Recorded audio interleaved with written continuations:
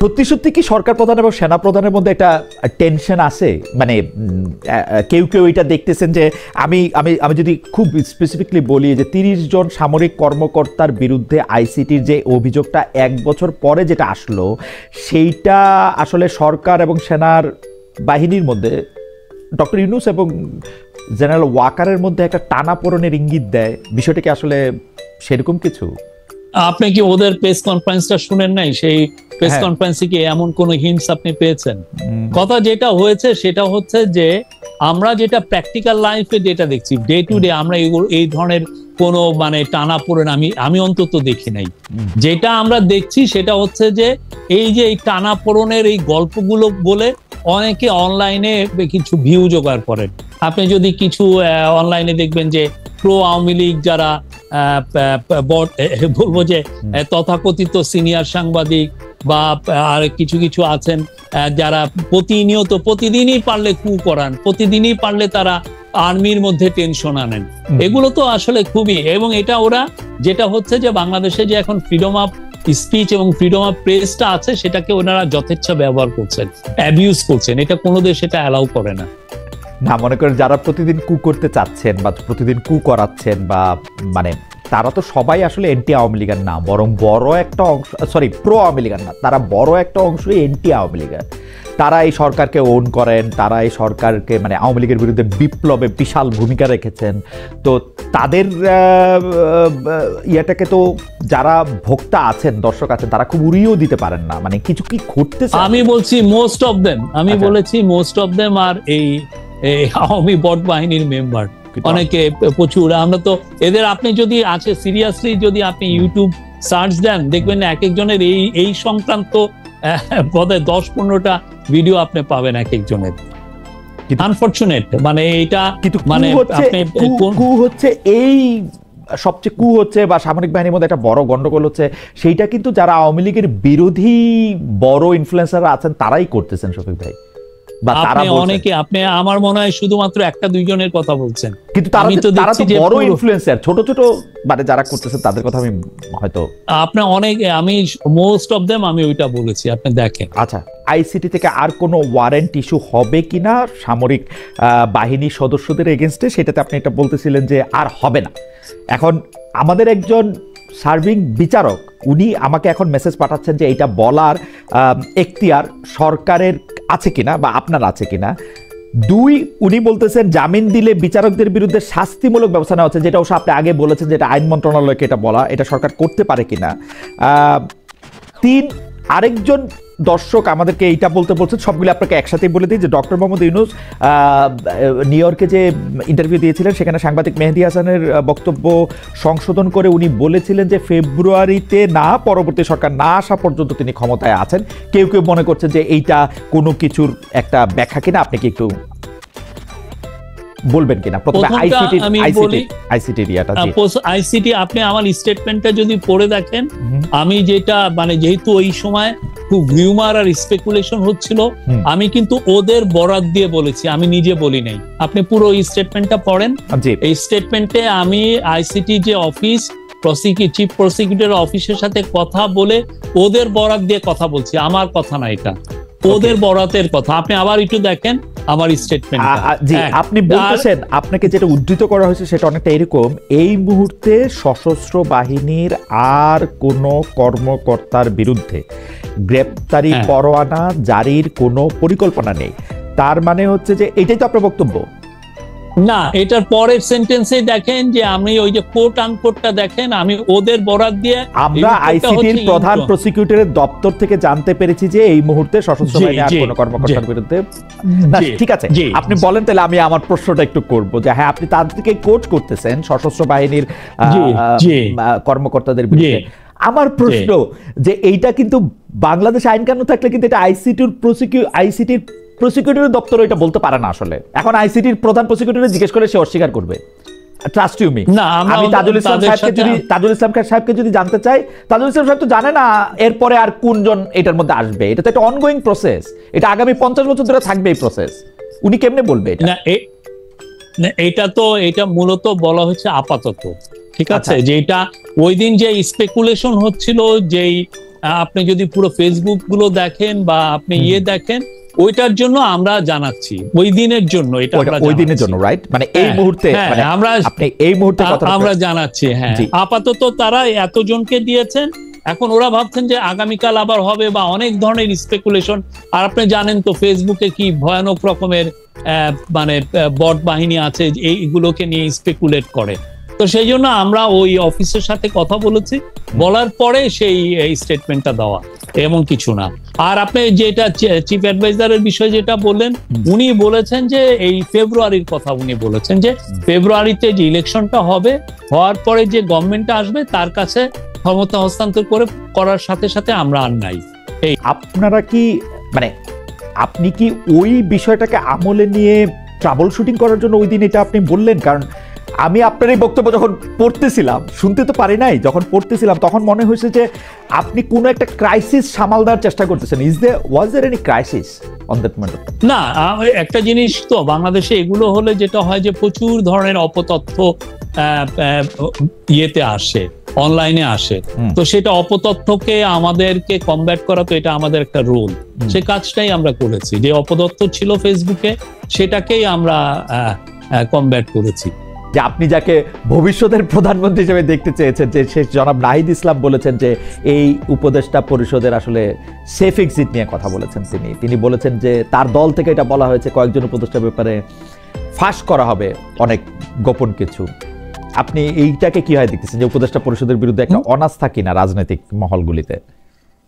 না, আমরা তো দেখছি যে তাদের সাথে আমাদের খুবই গভীর সুসম্পর্ক আছে। পলিটিক্যাল আপনি যদি রেসে থাকেন, অনেক ধরনের তো কথা অনেকে বলেন। তো আর আমি মনে করি আমাদের government so far they did an excellent job, এবং প্রত্যেক ইন্টারিম গভর্নমেন্টের প্রত্যেক অ্যাডভাইজারই ভালো কাজ করেছেন। না হলে আপনি যেটাকে চ্যালেঞ্জ ভাবতেছেন ইলেকশন, আমরা মনে করি এর চেয়েও বড় চ্যালেঞ্জ আমরা গত 15 মাসে উত্তরণ করে এসেছি। এর চেয়ে বড় চ্যালেঞ্জ ছিল পোস্ট অগাস্ট 5 এর পরে যে সিচুয়েশনকে সামাল দেওয়া, ল অ্যান্ড অর্ডার সিচুয়েশনকে সামাল দেওয়া, পিস অ্যান্ড স্টেবিলিটিকে রেস্টোর করা, এবং ইকোনমি, যে ভঙ্গুর একটা ইকোনমি আমরা ইনহেরিট করেছি, সেটাকে আরো একটা বেটার জায়গায় নিয়ে যাওয়া, ইকোনমি রিকভারি করা, এবং এই কাজগুলো, তারপরে ট্রায়ালের কাজগুলো করে আমার মনে হয় যে ইলেকশনটা খুব যে ম্যাসিভলি বিগ একটা কাজ, তার চেয়ে বড় কাজ আমরা গত 15 মাসে আমরা অলরেডি করেছি। তো ইলেকশন, হ্যাঁ, ইলেকশনে আমাদের প্রস্তুতি আছে, ইলেকশন কমিশন প্রস্তুতি নিচ্ছে, এই গভর্নমেন্ট প্রস্তুতি নিচ্ছে। আমি অন্তত বলতে পারি যে আমি গত 1-1.5 মাসে আমি অনেকগুলো মিটিং এ ছিলাম, যেখানে ইলেকশনের প্রস্তুতির কথা হয়েছে, কি কি প্রস্তুতি নিচ্ছি সেগুলো আসছে। এবং আমরা দৃঢ় বিশ্বাস করি যে প্রত্যেকটা ইলেকশন, যে ফেব্রুয়ারি 15 তারিখের মধ্যে যে ইলেকশনটা হবে, এটা খুবই সুশৃঙ্খল এবং ভালো ইলেকশন হবে, পৃথিবীর বাংলাদেশের ইতিহাসে one of the best election হবে, আমরা এটা মনে করি। আমরা মানে আপনি কিন্তু খুব জোর দিয়ে ইলেকশনের ব্যাপারে বলেছেন যে পৃথিবীর কোনো শক্তি নেই যে ইলেকশনটাকে এখন সত্য। এখন আপনি পৃথিবীর কোন শক্তিকে মাথায় রেখে এটা বলছেন? যে মানে আপনি তো নিশ্চয়ই, নাকি এটা আমরা দেখছি যে লোকাল এবং বিদেশি অনেক কনস্পিরেসি তো আছে এই আমাদের ইলেকশনকে বানচাল করার। তো আমরা দৃঢ় বিশ্বাসী যে এই ধরনের কোনো কনস্পিরেসি কাজ করবে না, এবং সেটার জন্য আমরা যথেষ্ট প্রস্তুত আছি। সাংবাদিকদের জায়গা থেকে আমরা ব্যাপারটা দেখি যে নিরপেক্ষভাবে আমরা যদি বিচার কাজ বা অপরাধমূলক কাজগুলি আইন শৃঙ্খলা বাহিনীর জন্য বা আদালতের জন্য রেখে দেই, তাহলে কিন্তু আমরা দেখব কয়েকদিন আগে একটা প্রেস ক্লাবে আক্রান্ত লোকেরা যখন পুলিশের সাহায্য চেয়েছেন, তাদেরকে জেলে পুরে দেওয়া হয়েছে। তাদের মধ্যে একজন সাংবাদিক রয়েছেন, একজন রাজনীতিবিদ রয়েছেন। এটা তো হয়েছে। বাংলাদেশে সাংবাদিকদের বিরুদ্ধে যাদের অভিযোগ করা হয়েছে, তাদের 11 মাস, 11.5 মাস, 14 মাস, এখন 14 মাস, রাইট, তাদের জামিন হয় না। এটা তো হইতেছে তো শফিক ভাই। মানে আপনি পরিসংখ্যান এবং মানবাধিকার যদি আলাদা, সাংবাদিককে কি তার সাংবাদিকতার জন্যই কি অ্যারেস্ট হচ্ছে, নাকি অন্য বিষয়ে অ্যারেস্ট হচ্ছেন, এটা তো পুলিশ বলবে। পুলিশের সেই ইখতিয়ার আছে, এবং পুলিশ এটা নিয়ে অনেক বলছেও।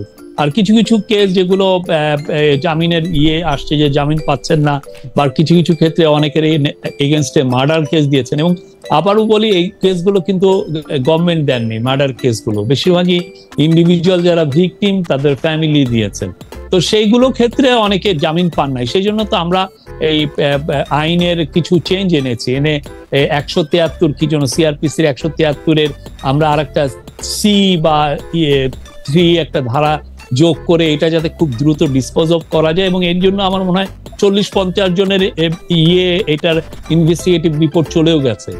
এটা নিয়ে তো কাজ হচ্ছে না। কিন্তু জনাব শফিকুল আলম, আপনি মানে সাংবাদিকতায় আপনি কি করেছেন সেটা আমরা সবাই জানি, যে আপনি আসলে এই 3 দশকের সময় ধরে আপনি সাংবাদিকতা করছেন।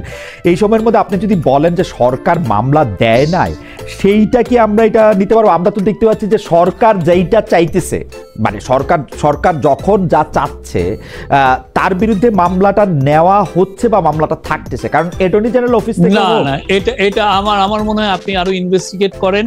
সাংবাদিকগুলোর বিরুদ্ধে যে মামলাগুলো হয়েছে সেখানে যদি সরকারের কোনো সম্পৃক্ততা পান আপনারা রিপোর্ট করেন। আমরা যেটা জানি যে জুলাই আগস্টে যারা খুন হয়েছেন, যাদের উপরে যাদেরকে গুলি করা হয়েছে, তাদের ফ্যামিলিগুলো এই মামলাগুলো করেছে, এবং এই ক্ষেত্রে আমি নিজে কিছু জিনিস আমার নিজের আপনার সাথে কথা বলা তো আনন্দদায়ক। আমি নিজে যদি এখন যদি নাম বলি, যে ধরেন 71 টিভিতে কাজ করতেন শাকিল সাহেব বা তার স্ত্রী ফারজানা রূপা, তাদের 14 মাস বা 15 মাস ধরে তাদের বিরুদ্ধে মামলাটা কি হত্যা মামলা, খুনের মামলা? এটিকে আপনি দেখেন না, এটা তো এটাই তো বললাম যে ইন্ডিভিজুয়াল কেউ মামলাটা দিয়েছেন, আমরা তো দেই নাই, ইন্ডিভিজুয়াল দিয়েছে। আপনি জানেন মানে সরকারকে এতে প্রভাব বিস্তার করতেছে যাতে তাদের জামিন না হয়। বা কয়েকদিন আগে যে এই যে মঞ্জুরুল আলম পান্না বা ঢাকা বিশ্ববিদ্যালয়ের শিক্ষক হাফিজুর রহমান কার্জন, আপনার বন্ধুই হবেন হয়তো বা আপনার সমবয়সী আমাদের, তো কার্জন আমার বন্ধু না, কার্জনের বিষয়ে আমি অত ভালো জানি না। আচ্ছা, উনি এটা জানি যে উনি বিশ্ববিদ্যালয়ের শিক্ষক, আগের গভর্নমেন্টের খুব ক্লোজ ছিলেন, এটা জানি। মানে এই যে আগের গভর্নমেন্টের ক্লোজ ছিলেন সে ঠিক আছে, মানে সেটা তো আর মানে তার বিরুদ্ধে প্রসিডিংস এর কারণ হইতে পারে না বা না, বাট আমরা তো এটা বলছিও না। তার বিরুদ্ধে পুলিশ যেটা ইনভেস্টিগেট করে যেটা পেয়েছে সে অনুযায়ী তারা চার্জ এনেছে। ওকে, মানে সে অনুযায়ী তারা, আপনি মনে করছেন সরকারের মধ্যে থেকে কোনো মানে প্রভাব বিস্তার করা বা আদালত মানে কে বলে দেওয়া, সেটা আপনি আমাদের মাননীয় ল অ্যাডভাইজারকে জিজ্ঞেস করেন, বা যারা কোর্ট সংক্রান্ত যারা দেখেন ওনারা আমি সুপার জানি এগুলো বিষয়ে সরকার ইনফ্লুয়েন্স করে না। আচ্ছা, এগুলির ভিতরে সরকার ইনফ্লুয়েন্স করে না। তো আমরা তাহলে পরবর্তী প্রসঙ্গে যাওয়ার আগে আমি এই বিষয়ে একটু শেষ একটু বলতে চাই যে আপনি কি মনে করেন যে মানে আমরা যদি এটা এখন ইনভেস্টিগেট করে দেখতে চাই যে সরকার আসলে ইনফ্লুয়েন্স করতেছে বা করতেছে না, তো সেই ক্ষেত্রে আপনি একটা পরামর্শ দিলেন যে আমরা ল অ্যাডভাইজারকে জানতে চাইতে পারি। তো ল অ্যাডভাইজার কাছে জানতে চাইলে ল অ্যাডভাইজার বলতেছেন যে না, এটা করতেছেন না। কিন্তু আমরা মানে আর কি করতে পারি? আপনি আমাদেরকে একটু বলবেন যে এটার মধ্যে থেকে আমরা কি ইনভেস্টিগেট করলে বা কি করলে আমরা জানতে পারবো। কারণ আমি আমার জায়গাটা বলি, কারণ আমি দেখতেছি কোর্ট জামিন দিতেছে না, যেখানে জামিন পাওয়া তার অধিকার। জামিন কেন দিতেছে না? কোর্ট বলে ভয় পাচ্ছে। এখন ভয়টা কাকে পাচ্ছে এটাও আমি বুঝি না, কিন্তু কারণ হচ্ছে তার বিরুদ্ধে মামলা চলুক। আমি এটা চিফ জাস্টিস সাবেক, তার ক্ষেত্রেও এটা দেখছি যে তারা আসলে মানে মামলাটা করতেছে হচ্ছে খুনের, কিন্তু তার বিরুদ্ধে অভিযোগটা হচ্ছে সংবিধানকে ডিস্টর্ট করার, সংবিধানের ওথকে এটা করার। আমরা কি করতে পারি এটা যদি একটু বলতেন, যে মানে এইটার মধ্যে থেকে ইনভেস্টিগেশনটা কি করব? মানে আমরা তো আর জজ সাহেবকে গিয়ে জিজ্ঞেস করতে পারি না যে আপনি এটা কিসের জন্য দিতেছেন না। আমরা এটা আদালতে বসে থেকে শুনতেছি যে না, একটা মানুষ একটা যদি তার বিরুদ্ধে অনেকগুলো অভিযোগ থাকে, অনেকগুলো কারণেই তো কোর্ট জামিন না দিতে পারেন। এটা কোর্ট আপনাদেরকে বলবে, বা আমি তো বললাম এটা ল মিনিস্ট্রি বলবে। ওকে, ওইটা ল মিনিস্ট্রি বলবে।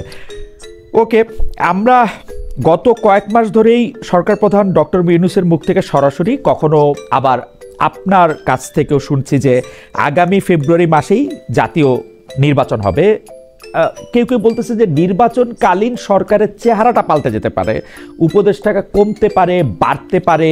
এ ব্যাপারে কি আপনার কাছে কোনো তথ্য আছে, বা আপনি আমাদেরকে কোনো তথ্য নিশ্চয়ই আছে, মানে আপনি শেয়ার করতে পারবেন কিনা যে উপদেষ্টা পরিষদে একটা পরিবর্তন আসতে পারে কিনা? আমি যতটুক জানি যে নির্বাচন ফেব্রুয়ারির 15 তারিখের মধ্যেই হবে, এটা এক। দ্বিতীয় হচ্ছে যে নির্বাচনকালীন গভর্নমেন্ট বলে কিছু নাই, ইন্টারিম গভর্নমেন্টই এতে থাকবে। এবং সোফার আমি যেটা জানি যে কোনো ধরনের চেঞ্জ আমি দেখছি না যে আসছে। কোনো কেউ কেউ এই অভিযোগ করছেন যে এই উপদেষ্টা পরিষদের মধ্যে আসলে ওরকম ফিটনেসের অভাব রয়েছে যে যারা এই ইলেকশনকালীন একটা সময় সামাল দিতে পারবেন। এক্সপোর্টের যে ফিগার আপনি বাড়ার কথা আপনি বলেছেন, রিজার্ভের কথা যদি আমি একটা বলি, যে রিজার্ভ আপনি বলছেন আওয়ামী লীগের এত লুটপাটতন্ত্রের এগেনস্টেও আওয়ামী লীগ আসলে $20 বিলিয়ন রিজার্ভ রেখে গিয়েছিল, সেটার থেকে এটা বেড়েছে $6 বিলিয়ন। আপনি যদি পাশাপাশি দেখেন যে আপনি আসলে আপনার ঋণ কতটা বাড়ছে সেইটা আসলে প্র্যাকটিক্যাল কিনা। টাকার দামের ব্যাপারে আপনি বলছেন, টাকার দামের ব্যাপারেও আমি যেটা মার্কেট বেসড হওয়ার জন্য যেটা ক্রাশ করে নাই, তার জন্য পূর্ববর্তী সরকারগুলিরই আপনার কৃতিত্ব দিতে হবে, কারণ এই সরকার অনেক বেশি কিছু করছে কিনা আমি এটার আমার টাকা মার্কেট বেস এই গভর্নমেন্ট করেছে। আর আপনি আওয়ামী লীগের মার্কেট বেস করছে এই গভর্নমেন্ট, কিন্তু আমরা যেই কথাটা আওয়ামী লীগ সরকারকে অ্যাকিউজ করতেছিলাম যে ওরা শত কোটি লক্ষ কোটি টাকা পাচার করতেছে, তো ওরা যখন পাচারটা করতেছে না, এই সরকার যখন আসে তখন এটা অটোমেটিকলি একটা স্টেবল জায়গায় এটা দাঁড়ানোর কথা না। আপনার এটা শুধুমাত্র তো হয় না, এটার জন্য আপনার ব্যাংকিং সেক্টরে রিফর্ম আনতে হয়, আপনাকে ইনফ্লেশনটাকে আপনাকে চেক দিতে হয়, এবং এটা ম্যাক্রো ইকোনমিক স্ট্যাবিলিটি রাখতে হয়। এটা ছাড়া আপনার এটা অনেক সময় এটা ব্যাকফায়ার করে, এবং অনেকে ভয় পায় যে যদি আপনি মার্কেট বেস করেন আপনার টাকা এমন ভ্যালু এত ডিটোরিয়েট করে, পুরো দেখা গেল যে আপনার টাকা এখন 121 টাকা আছে, দেখা গেল 250 টাকা হয়েছে। 250 যদি হয় সে তো এই জায়গাটা আমরা আর আওয়ামী লীগ যে রিজার্ভ সেটা তো একটা জাস্ট একটা ম্যানিপুলেশন। সে আপনার $4-5 বিলিয়ন সে কাউকে দিতেই দেয় নাই। বাংলাদেশে যারা বছর আপনি মেট লাইফে জিজ্ঞেস করেন, যেটা আলিকো ছিল, তারা আপনার 4 বছর ধরে প্রফিটই রিপ্যাট্রিয়েট করতে পারে নাই। বাংলাদেশের কোন এয়ারলাইন্স তার প্রফিট রিপ্যাট্রিয়েট করতে পারে নাই। শেভরনের সে $250 মিলিয়ন সে প্রফিট রিপ্যাট্রিয়েট করতে দেয়নি। কাতার গ্যাসের সে টাকা দেয়নি $400 মিলিয়ন মতো। তো এইগুলো তো আমাদেরকে পে করতে হয়েছে, ঠিক না? আমরা এগুলো পে করার পরে আমাদের, এবং আদানির $900 মিলিয়ন মতো রেখে গেছে। আমরা almost every Penney we have মানে পেইড।